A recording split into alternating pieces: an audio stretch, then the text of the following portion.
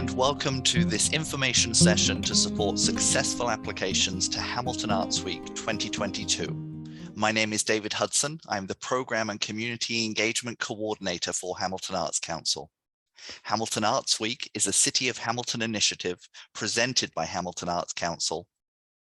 The Arts Council serves communities within the Greater Hamilton area, including Ancaster, Dundas, Flamborough, Glanbrook, Hamilton, Stony Creek, Waterdown, and Six Nations of the Grand River. This area is situated upon the traditional territories of the Erie, Neutral, Huron-Wendat, Haudenosaunee, and Mississaugas.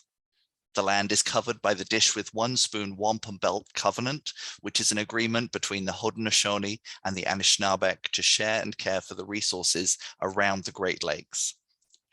So the key dates are, of course, February 11th, which is today, which is the public information session. Applications are going to close on March the 13th.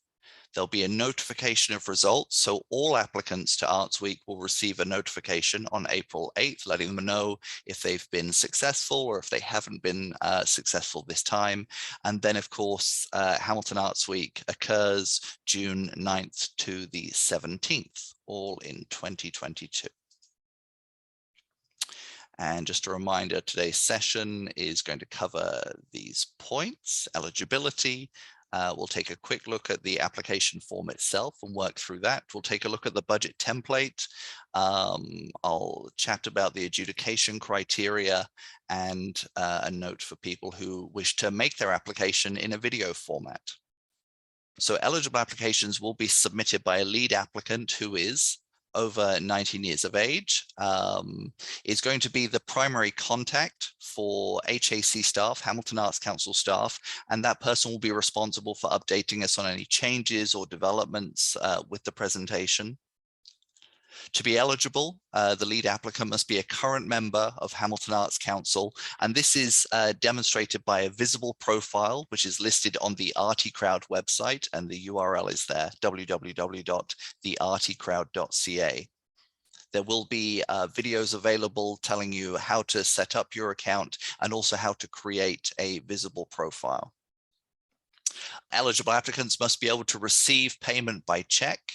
They must also agree to actively promote their participation in Hamilton Arts Week.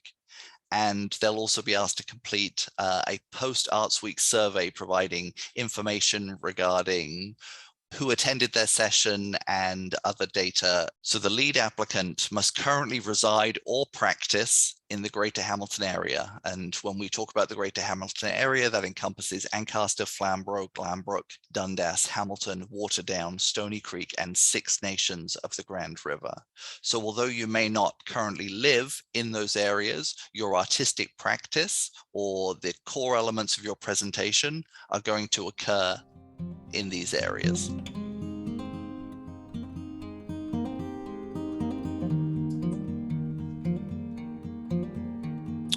So looking at the application form, so when we open the application form, we'll follow the link on the website.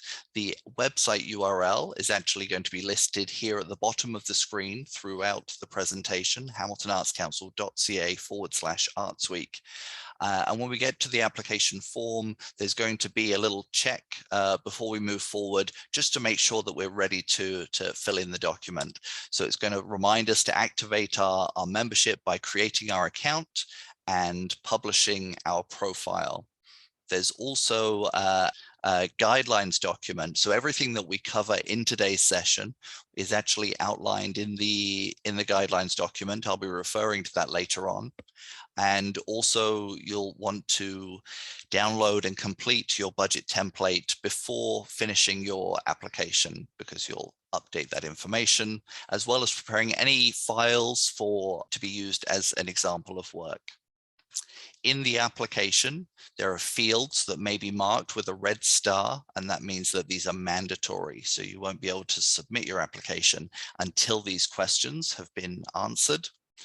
And an important point, that applications this year can be saved and returned to. So there is a save button at the bottom of the form. So if you get partway through, or you're not sure, or you want to flesh out a bit of information before submitting, you can save your application in process. It will save it and send you an email so that you can access it at a later time.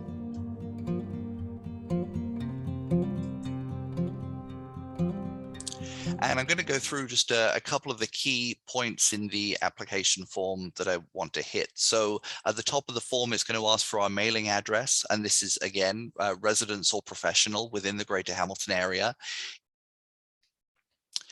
And here at the bottom, we see it asks us to add the profile URL on the RT Crowd. So this is, again, confirming your eligibility. So the box will present itself here as indicated on the screen. And how we get that information is we navigate to the RT Crowd. Oh, look, there's a very handsome man's profile on the RT Crowd, just so happens to be David Hudson. And you can see here at the top, we have the URL. This is the information that we're going to copy. And then you will come back to the form and you will paste that URL right here. And that just means that when we have your application, we can click on that and your profile is going to tell us all about you. It's going to give us a sense of the work that you've done, the work that you're interested in, and who you are as an artist. We're going to come across a question that's going to ask us to list any associated groups, so artistic companies, organizations, or collectives. Again, this is just to give the Arts Council and the adjudicators a sense of, more of a sense of the project that you're proposing. So if you have any significant partners or funders or alignments, it may also be a particular venue group that you're working with. There's an opportunity here just to note those down. And there are a couple of checkboxes for you to fill in that best describe your proposed presentation. What you'll see, there's an either or included in the last option on each of these questions. And you may be at a place where you're not 100% decided whether something is going to be strictly online or whether it's going to be strictly in person or whether it's going to be all happening at the same time. So there's either or options there.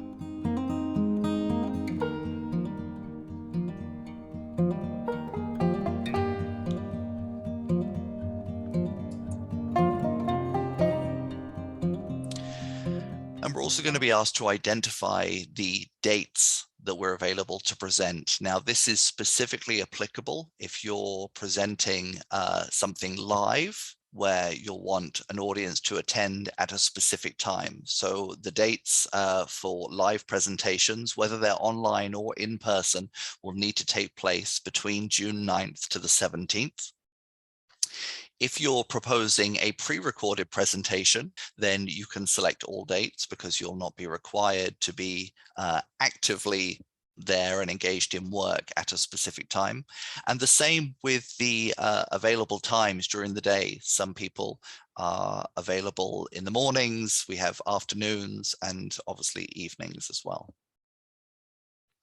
And I just included here at the bottom, there's a reminder about that handy save button. So perhaps you get to this part of the application, you suddenly think you have to check in with a project partner on their availability. This might be a point to save the application as you're moving through.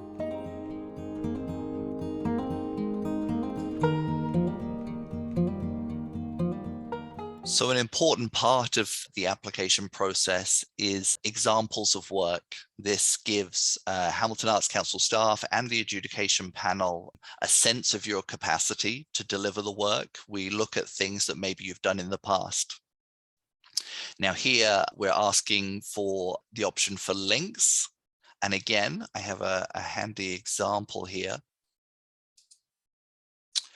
So I've skipped over to YouTube. David Hudson Dance Company, dancing away, and I think, yeah, I'm gonna share this video as part of a demonstration of my work. And at the top of the screen, you can see I've got the URL there. I can copy and paste it there. Alternatively, in the bottom right on a YouTube video, I'll find the option to share, and that share option as well will copy a link. I then take that link and bring it back to the application, and I will paste that link here. And there are 3 opportunities, so you may have 3 different videos. For my example, I'm using YouTube. You could use Vimeo is also an option, Vimeo, and as well as Facebook, or it may be a personal video link that you have on your own website. So there are 3 examples that you can provide there. You may not provide any video examples. You may provide 1, you may provide 2. There's also an option to upload documents or examples of previous work as files. Now, we prefer that you don't do this with videos. Here, we're looking for text documents or images or brochures that maybe are examples of previous work. And what you would do here is click on Browse Files, and that's going to open up your file finder on your computer and help you to upload those directly to this document. There's also an option here to drag and drop if that's something that you are comfortable doing. In my own experience as an artist who applies, as well as working at the Arts Council and receiving applications, I just had a couple of considerations here for examples of work. Choose examples of work that are most relevant to your proposed activities. So if my proposal is going to be based on David's dance show, then it is most relevant that I show examples of previous dance work that I've produced. That may not be the case for you, depending on where you're at in your experience in your chosen art form. But if the option is there, think about the relevance of the examples provided. Choose the best quality examples of your work. I don't necessarily just mean the technical quality of your work. I'm talking about video quality. It's very difficult for adjudicators to assess videos that are highly pixelated or unclear, or if audio is not good quality, it makes it very difficult to fairly and adequately assess the artist's work. I cannot stress enough, please check the public permissions for external access. So if you're sending me a YouTube or a Vimeo or a Facebook link, make sure on your end that that is available for external people to view. You can set things up so that the link is can only be used by certain people in order to access the work. But these links are going to be passed on to the adjudicators, and we don't want to have to deal with the complication if they click the link and it doesn't work, and then they have to contact me, and then I have to contact you, and it can slow the process down. So please check that the examples of work are set up for external access. And when uploading files, please clearly label the file names. Your files will not be the only files being uploaded for Hamilton Arts Week. There'll be a lot of information moving around. File 07194F26 is far more easy to get lost in the mix.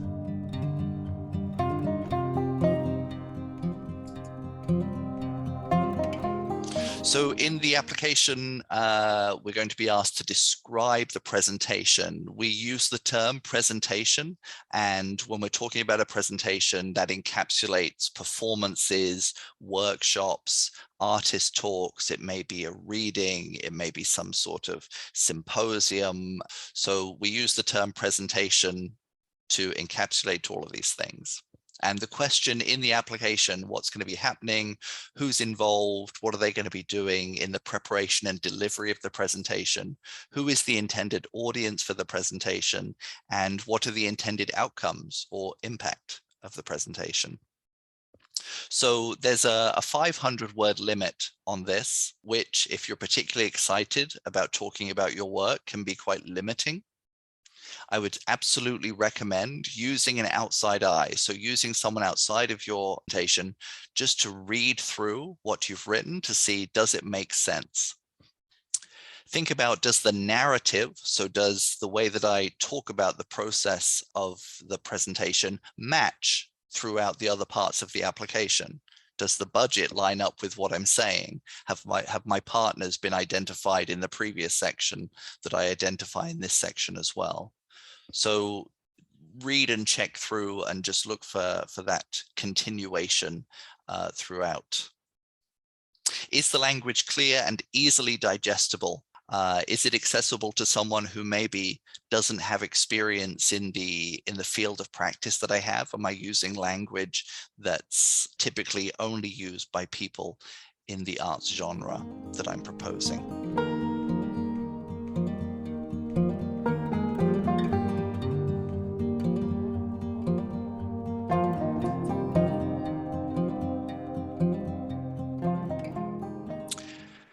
An important addition to applications that we've seen in the last year or two is to describe how fees that are being paid to participating artists and contributors have been determined, what makes them adequate, and what references were used, if any. I'll take this moment to emphasize that Hamilton Arts Council strongly recommends that all artist fees are aligned with or in excess of minimum fee schedules where these standards are established in the relevant fields of practice.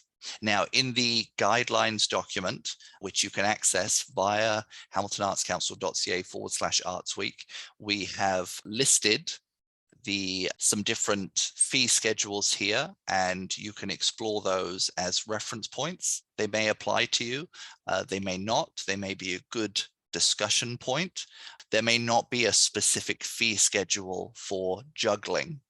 However, you may be able to find an appropriate alignment with maybe theatrical presentation, or there may be more generalized guidelines as it relates to circus work and acrobatics. And so you'll find links to these fee schedules on page 3 of the Arts Week application guidelines document.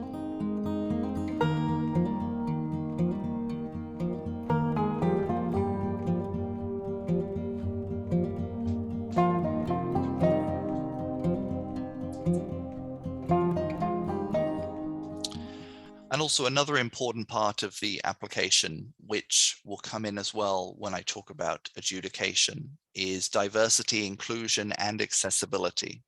So we have 2 questions that are posed in this area.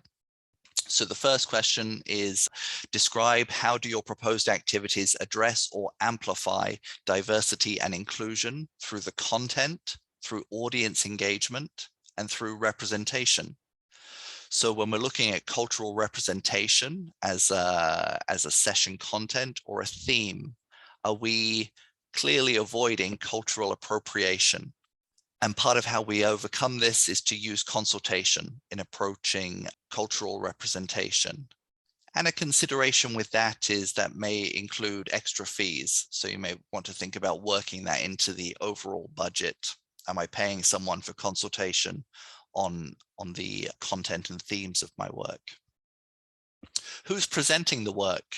Who are the presenters? Do I amplify or recognize diversity in the presenters included? And how are the cultural themes integrated and presented in the context of the presentation? So am I looking just to pop something on the end of my presentation to make sure I check a box, or is cultural representation thoughtfully integrated into the presentation? And when we're looking at engaging diverse audiences, how are your target audiences being engaged? What steps am I taking to make sure people are included, that they find, that they discover perhaps the opportunity to get involved as to be an audience member, or perhaps to be a workshop participant? How am I extending that invitation?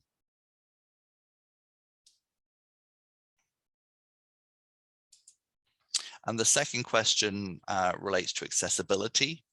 So describe how potential accessibility needs have been identified as part of your activities and how these will be addressed. So some thoughts are in regards to accessible venues.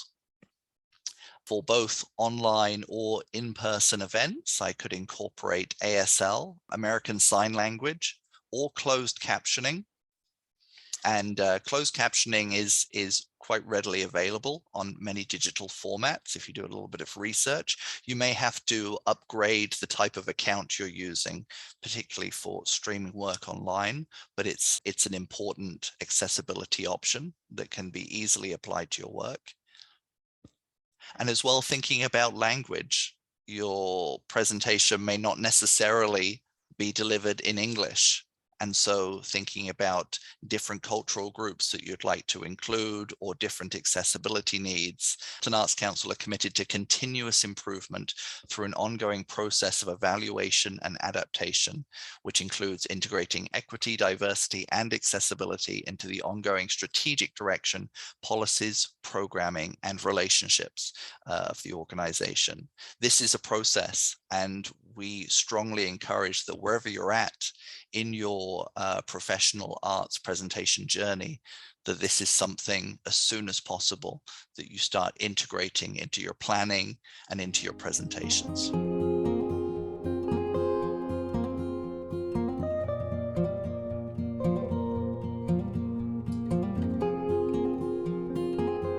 The budget. So I've just grabbed some of the notes here that are already included in the guidelines document. So a budget is a document that projects the money you will receive, the revenue, and the money you will spend, expenses, for your proposed presentation for Hamilton Arts Week. So we're going to be looking for the budget document to balance. We're going to encourage you to include all of the revenue sources. The funding from Hamilton Arts Week may only partially cover your presentation expenses. So up to $2,000, may just be a small portion of actually the money that you're going to be spending, that you'll be receiving and expending to put this presentation on. And the document, you'll be able to add additional lines or pages as you wish, and then the document will be uploaded as part of the application.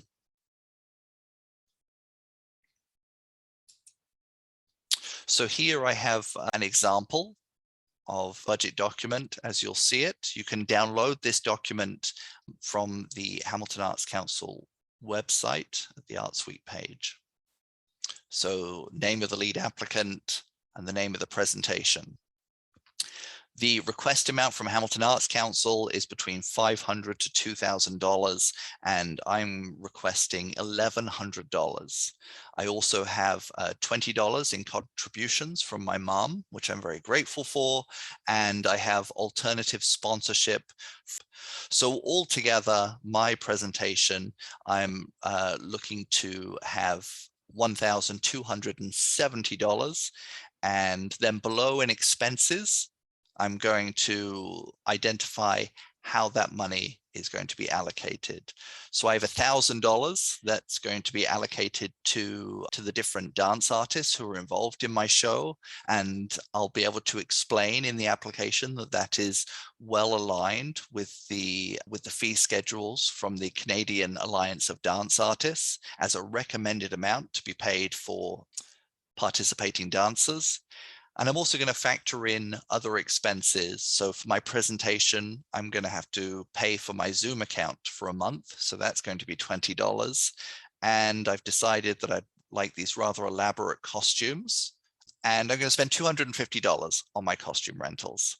So here, my total expenses are $1,270. And here we have a balanced budget. Again, under other expenses, you may include costs such as accessibility or consultation, as I mentioned.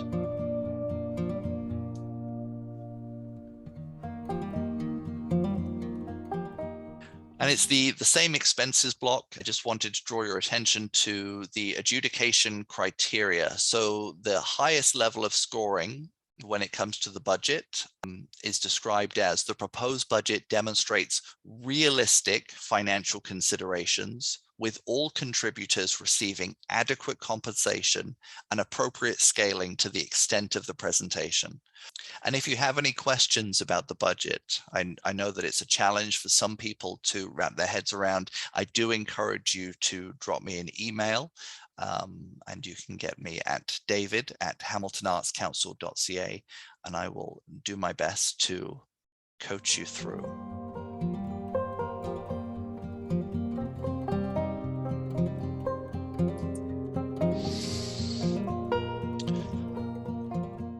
So I'm going to talk just a little bit about adjudication. We have a two-phase adjudication process that I want to highlight here. So this year we have an adjudication panel of 3, and each of the 3 adjudicators works in 3 different arts areas. You can find out, you can read the bios for each of the adjudicators at the Arts Week webpage on the Hamilton Arts Council page. You can also navigate to their own websites and learn even more about their work. The adjudicators will be looking at each application, each eligible application, in 4 areas: viability, alignment, impact, and budget.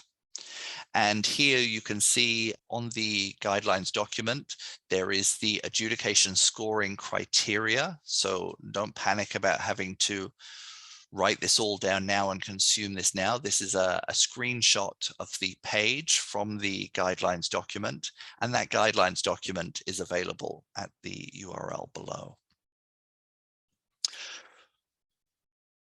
So the eligible applications will be scored by each adjudicator individually. They will not be scored against one another. They'll be scored individually on their own basis as each section aligns with the statements provided.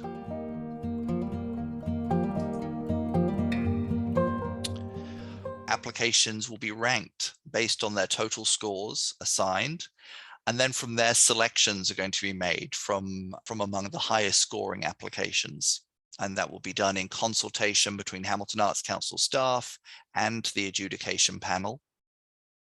And so we're going to be looking at those applications will be prioritized that include diversity in artistic genres, presentations where potential accessibility needs have been identified and addressed, and presentations that amplify diversity and inclusion through content, audience engagement, and representation.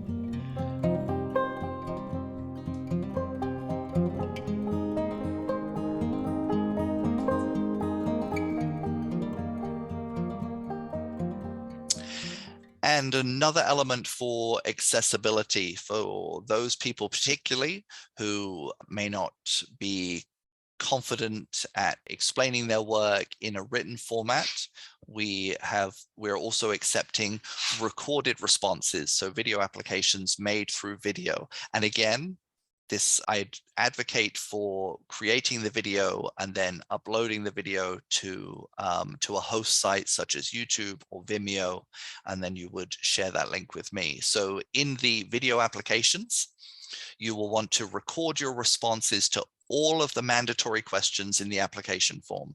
So when you're making your video, have the application form in front of you and just read through and respond to each of those questions. And then you'll need to email the video link to me, David, at hamiltonartscouncil.ca. In that email, you'll want to include any budget notes and any links or files to examples of your work. And also, I'd like to extend support. So if you'd like support in recording your application, there is an opportunity to meet with me via Zoom. And much like I'm doing on this meeting, I could record that meeting with you to make sure that, that we capture all of the relevant information.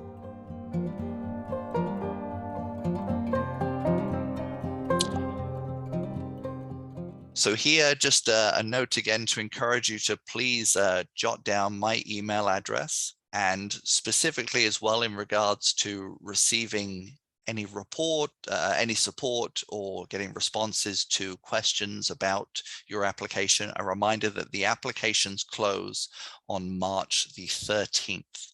So if you are considering submitting a video and suspect that you may require support with that, you will want to contact me well in advance of March 13th to set that up with you.